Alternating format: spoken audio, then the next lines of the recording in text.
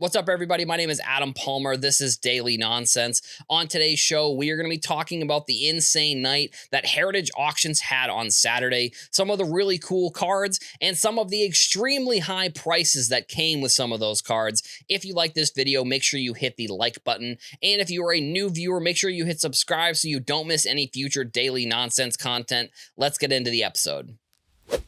Now, I don't know if this was the most historic night, honestly, in the industry of sports cards, but I think it has to be probably up there with one of the most historic nights. We had a new record for a sports card.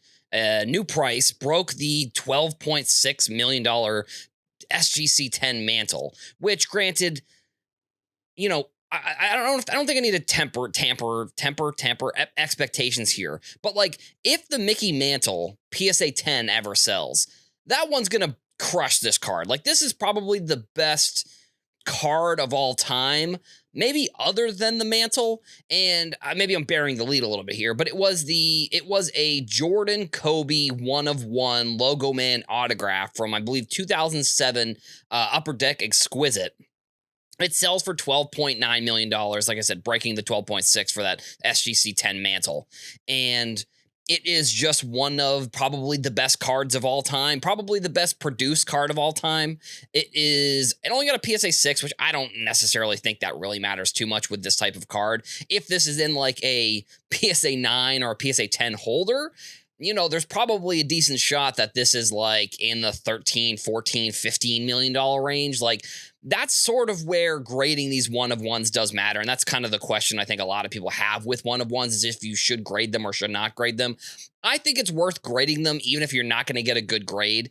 I had a very interesting conversation with Chris Carlin on Hobby Hotline and Victor True RCs over the weekend. It was before this auction had ended. And he was talking about grading of certain cards and grading of memorabilia cards like this. And he had mentioned that you're not only dealing with the 4 corners, you're dealing with basically 8 corners, because you also have to make sure you're looking at the part where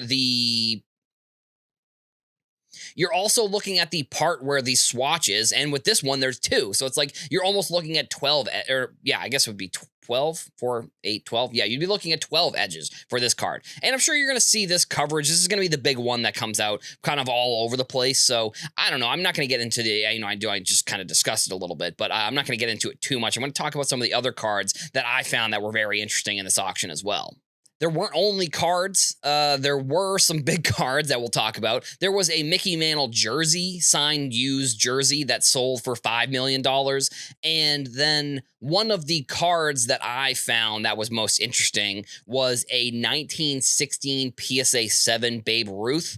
That card sold for $1.4 million. So within this auction, I don't know if this is going to be the most expensive or the, I guess, highest value of any auction in history. But when you have a card that's $12 million, there's probably a decent shot that you're going to have a pretty successful auction, especially when you have other cards that are selling in the $1 million range. Like the other big card, or I don't know, there's 5 cards essentially I'm going to be talking about on this show. There was a Mickey Mantle that was signed PSA 5.5 auto that sold for $1 million. That's, another $1 million sale. And then this one almost got $1 million.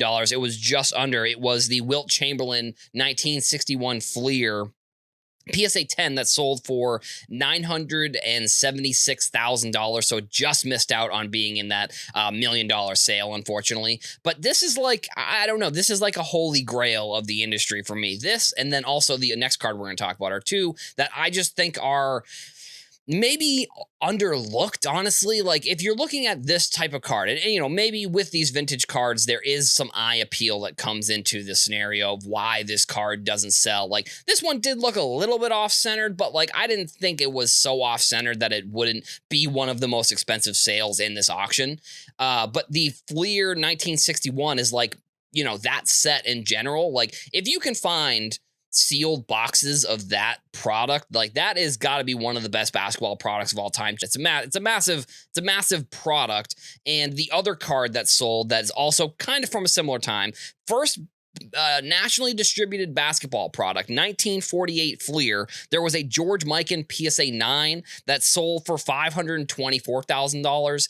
And that is probably, from a basketball perspective, that's probably one of my dream cards, one of my holy grails. Is there's only one PSA 10. So if the PSA 9 selling for $500,000, $570,000, the PSA 10, that one's probably at least in the million range. I mean, it's got to be, especially with only one of them.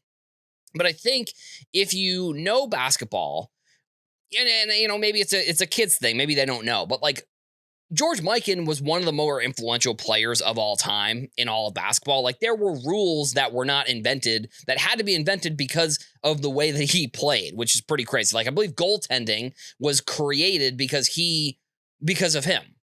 When you have rules essentially made because of the way that you play the game, I think you're playing at like a whole nother level that I don't know if basketball fans really understand the gravity of when he was playing.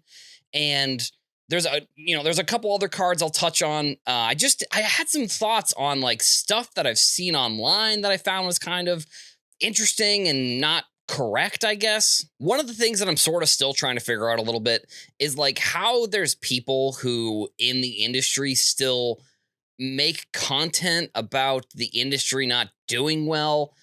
It's such a weird paradox to me that I'll never really understand. And I mean, over the weekend, I was watching a friend of the show, Chris Sewell's national video. He put it out after a couple weeks, which I'm glad, because I've still been reeling. I've been looking for more national coverage. It's been pretty cool. And, he was talking about like how everything was so busy and that every place you went, whether you were at the show, it was busy, whether you're at trade night, it was busy, whether you were at the hotel lobby, like he had videos from all of these different places and it was busy. So I don't know, maybe the people are misinterpreting what the national and what the coverage and why and what was going on there, but the whole industry is dying. YouTube content, we're in a bubble. I don't know. I just don't buy it, if I'm going to be completely honest here. It just doesn't really make much sense to me why it happens every so often. Like, if you are in this industry, maybe for the first time, potentially, if this is your first couple years making content, maybe you don't know that this like literally happens every year or so, that there's some sort of cycle that happens where, for whatever reason, I don't know what ends up triggering it, but there is always a cycle where people will complain about the industry not being in a good place. And again, I don't know what triggers it, but I don't know. I just don't see how you can look at what happened at the National or how you can look at these types of auctions and that still be the take that you have. So yeah, the other cards, I mean, I think I could probably talk about the Jordan SGC Gold Label 10 that sold. That sold for $463,000.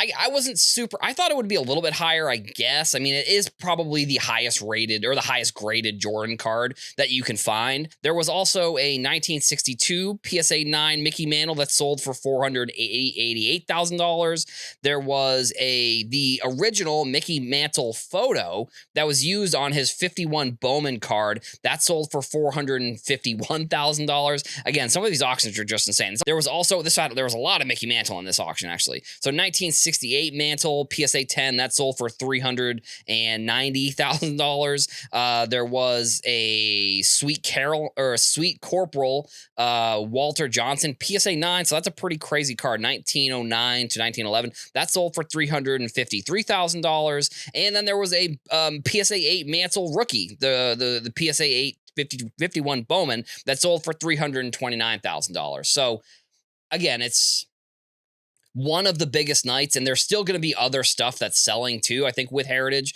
So Saturday night, I just think will probably go down as one of the biggest nights in the whole industry.